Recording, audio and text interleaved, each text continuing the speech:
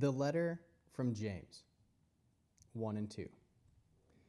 From James, a slave of God and of the Lord Yeshua the Messiah, to the 12 tribes in diaspora. Shalom. Regard it all as joy, my brothers, when you face various kinds of temptations, for you know that the testing of your trust produces perseverance. But let perseverance do its complete work, that you may be complete and whole, lacking nothing. Now, if any of you lacks wisdom, let him ask God, who gives to all generously and without reproach, and it will be given to him. But let him ask in trust, doubting nothing. For the doubter is like a wave in the sea, being tossed and driven by the wind. Indeed, that person should not think that he will receive anything from the Lord, because he is a double-minded, unstable in all his ways. Let the brother in humble circumstances boast about his high position, but let the rich brother boast about his being humbled, since, like a wildflower, he will pass away. But just as the sun rises with the shurov and dries up the plant, so that its flower falls off and its beauty is destroyed, so too the rich person going about his business will wither away. How blessed is the man who perseveres through temptation, for after he has passed the test, he will receive as his crown the life which God has promised to those who love him. Now one being tempted should say, I am being tempted by God, for God cannot be tempted by evil, and God himself tempts no one. Rather, each person is being tempted whenever he is being dragged off and enticed by the bait of his own desire. Then, having conceived, the desire gives birth to sin, and when sin is fully grown, it gives birth to death. Don't delude yourselves, my dear brothers. Every good act of giving and every perfect gift is from above, coming down from the Father who made the heavenly lights. With him there is neither variation nor darkness caused by turning. Having made his decision, he gave birth to us through a word that can be relied upon, in order that we should be a kind of firstfruits of all that he created. Therefore, my dear brothers, let every person be quick to listen, but slow to speak, slow to get angry, for a person's anger does not accomplish God's righteousness. So rid yourselves of all vulgarity and obvious evil, and receive meekly the word implanted in you, that you can save your lives. Don't deceive yourselves by only hearing what the word says, but do it.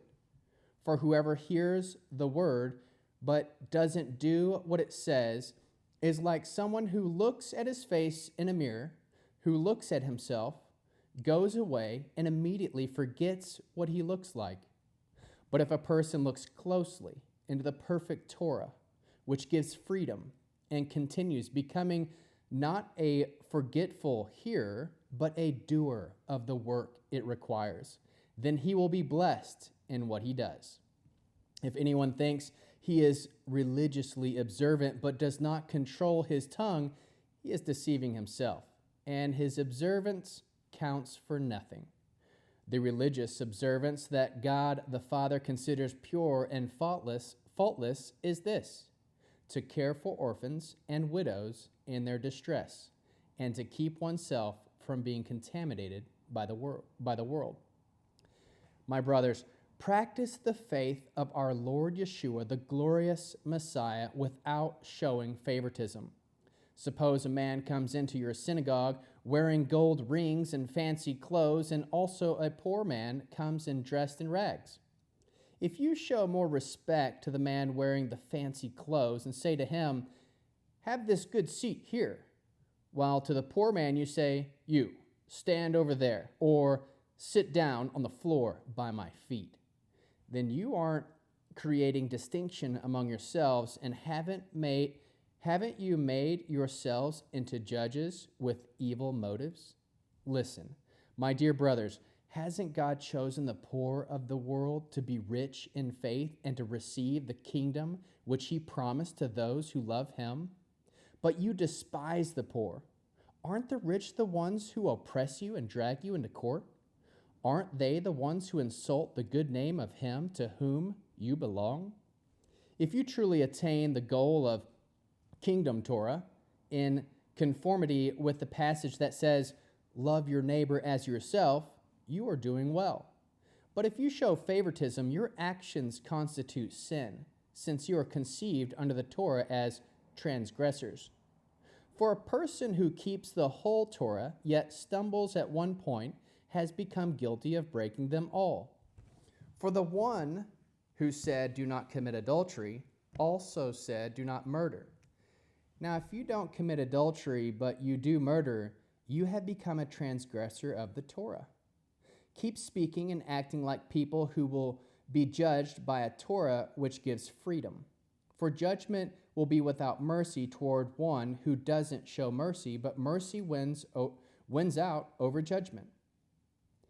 What good is it, my brothers, if someone claims to have faith but has no actions to prove it? Is such faith able to save him? Suppose a brother or sister is without clothes and daily food, and someone says to him, Shalom, keep warm and eat hearty, without giving him what he needs. What good does it do? Thus, faith by itself is accompanied by actions is dead.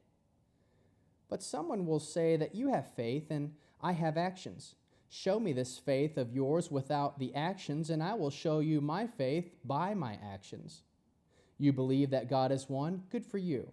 The demons believe it too. The thought makes them shudder with fear. But, foolish fellow, do you want to be shown that such faith apart from actions is barren? Wasn't Abraham declared righteous because of the actions when he offered up his son Isaac on the altar? You see that his faith worked with his actions. By the actions, the faith was made complete. And the passage of the Tanakh was fulfilled, which says, Abraham had faith in God, and it was credited to his account as righteousness. He was even called God's friend. You see that a person is declared righteous because of actions and not because of faith alone. Likewise, wasn't Rachav, the prostitute, also declared righteous because of the actions when she welcomed the messengers and sent them out by another route? Indeed, just as the body without the spirit is dead, so too faith without actions is dead.